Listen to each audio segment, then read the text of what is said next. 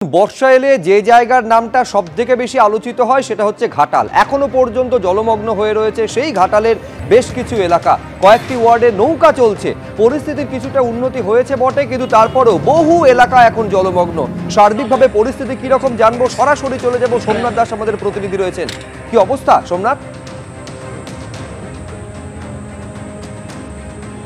শুভজিৎ, দেখো, এই মুহূর্তে এখনো পর্যন্ত ঘাটাল শহরের প্রত্যেকটি ওয়ার্ডে জলমগ্ন রয়েছে এবং আমরা এখন যেখানে রয়েছি একটি বোটের উপর, স্পিড বোটের উপর রয়েছি, বোটে করে আসছি।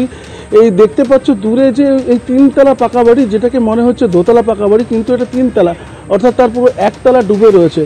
এটাও ঘাটাল শহরেরই একটা অংশ এবং এই যে জল চারিদিকে দেখছো, সেই জল কিন্তু একেবারেই এটা কোনো মতেই কোনো জল বা নদী বা সমুদ্র না, এটা শুধু এই এলাকা, গ্রামীণ এলাকা। দূরে যে বাড়িগুলো দেখছো সেগুলো সব একতলা করে ডুবে রয়েছে।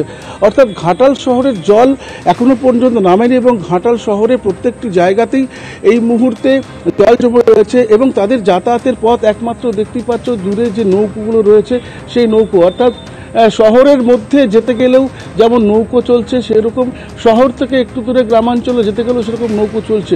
দূরে দেখা যাচ্ছে যে বাড়িগুলো রয়েছে সেগুলো সব কিন্তু তিনতলা করে বাড়ি রয়েছে, কিন্তু তারা একতলা একদম জলের তলায় রয়েছে। এই অবস্থা এখন ঘাটালের। যদিও জল এখনো। শুভ্রজিৎ, ধন্যবাদ সোমনাথ। মধ্যপ্রাচ্যে এই যুদ্ধ পরিস্থিতি এবং তারই মধ্যে এ রাজ্যের অনেকেই, কেউ আটকে রয়েছেন ইরানে, কেউ আটকে রয়েছেন ইসরায়েলে।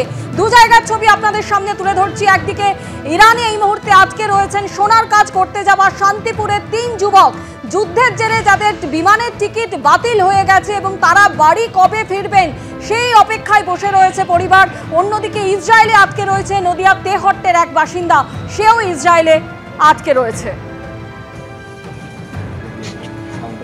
হবে না তো, ওখানে শুনছি, মানে খবরে দেখছি, টিভিতে দেখছি ইরানের যুদ্ধ হচ্ছে।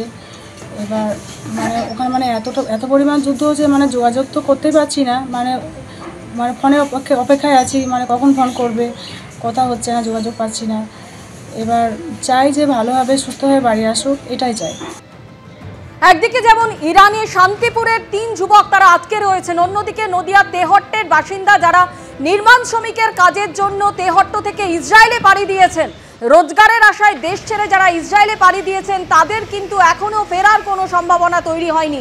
যা এই খবর শুনে, অর্থাৎ ইরান ইসরায়েলের যুদ্ধের খবর শুনে রীতিমতো আতঙ্কে রয়েছেন পরিবারের সদস্যরা।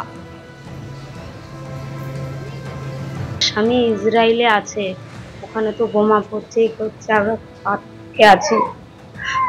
বাজে বাজে কথা হয়, জিজ্ঞাসা করি কি হচ্ছে, বলে এখন ভালো আছি, আবার বলে খারাপ আছি, এরকম বলে আমাদের খুব দুশ্চিন্তা হয়। 2 ছেলে ইসরায়েল আছে, যুদ্ধ হলে যখন বম টম পড়ে তখন বাংকারে যায়, এইভাবেই আছে। আছে যুদ্ধ থামুক, ভালো থাক। আমার এলাকায় শতাধিক পরিবারের সদস্য ইসরায়েলে আছে, তারা এখন দুশ্চিন্তার মধ্যে আছে, তার পরিবারগুলোও খুব দুশ্চিন্তার মধ্যে আছে। আমি তাদের সঙ্গে যোগাযোগ রাখছি, আমি চাইছি যে তারা যেন একটু সুস্থভাবে থাকে।